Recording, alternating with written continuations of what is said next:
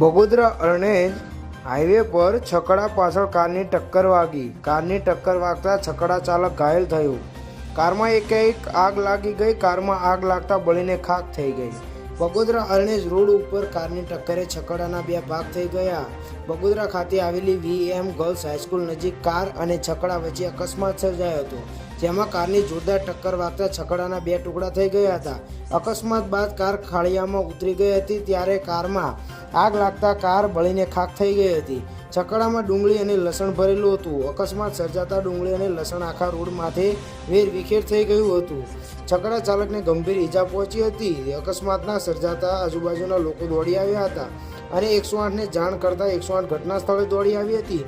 ઈજાગ્રસ્ત છકડા ચાલકને સારવાર માટે 108 એમ્બ્યુલન્સ દ્વારા હોસ્પિટલમાં લઈ જવામાં આવ્યો હતો. બગોદરા પોલીસને જાણ થતાં બગોદરા પોલીસ ઘટના સ્થળે પહોંચી આગળની કાર્યવાહી હાથ ધરી છે.